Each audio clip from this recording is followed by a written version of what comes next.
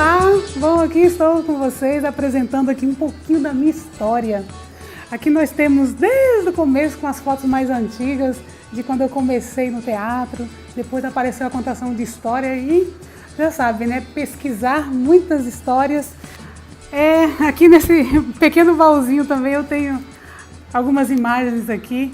Vou dizer assim que a Alice Oliveira nasceu aqui nessa pequena cidade chamada Dracena, interior de São Paulo, especificamente aqui na Java Paulista. Uma menina assim, bem roceira, daquela que ainda brincava, porque o brincar é muito importante para a criança, né? Então eu considero assim que eu fui uma criança muito feliz, poder ter vivido intensamente a minha infância. Saindo lá de São Paulo, vim parar aqui em Mato Grosso, terra que eu amo de paixão e já estou aqui mais de 2 décadas trabalhando com arte. Primeiramente comecei com teatro, com Cena 11, velhos tempos e bons tempos também.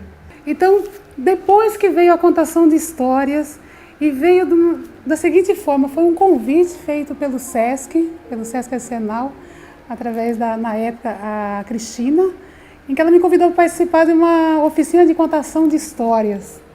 E eu, com muita curiosidade, fui lá para saber o que era essa contação de história. E eu digo sempre hoje que meu primeiro mestre foi o José Mauro Brandt, em que eu participei de um curso extenso com ele, e aí comecei a me apaixonar pelas histórias. A partir daí, comecei a pesquisar essas histórias, e aí eu fiquei pensando em que histórias eu vou trabalhar.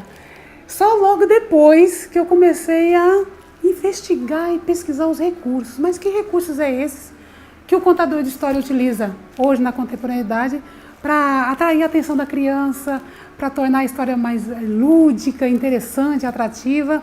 Foram os recursos como uma bolsa misteriosa, né? Uma bolsa de palha, muito colorida, porque as cores também nos atraem pela atenção. E depois foi pelos objetos sonoros. Comecei a confeccionar alguns objetos sonoros, alguns recursos de instrumentos, de percussão. E aí fui inserindo a música entre uma história e outra. Então, esse processo, eu acredito que se dá até hoje. Até hoje eu estou em busca de outros recursos, de aperfeiçoamento, de como contar histórias. E hoje o contador de histórias, ele nunca para, né? Sempre está em busca de novas histórias. A grande surpresa entre uma história e outra é apresentar um instrumento lúdico para a criança. E aí, esse menino não tá com fome, não quer mamar, não quer chorar, não atende pelo nome. Bom, eu digo sempre que contar histórias, ouvir histórias é uma viagem, né? E por falar em viagem, essa profissão me levou a muitos lugares, como no interior de Mato Grosso, aqui mesmo na capital, em vários lugares eu estou contando histórias, e também em outros estados. Em outros estados, já quase o Brasil inteiro eu já viajei.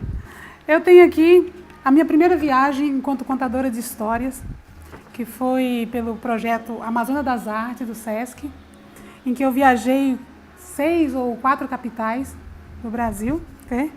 E tem uma que eu trago com muito carinho, que foi assim, o primeiro festival em que eu participei, que foi o Festival Estadual de Contadores de Histórias de Porto Alegre.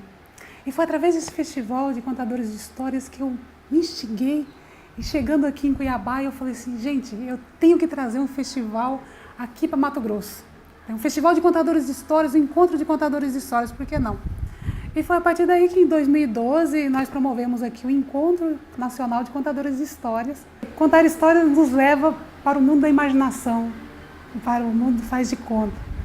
E a imaginação, a criatividade, a ludicidade, nos alimenta também, como a arte em geral nos alimenta.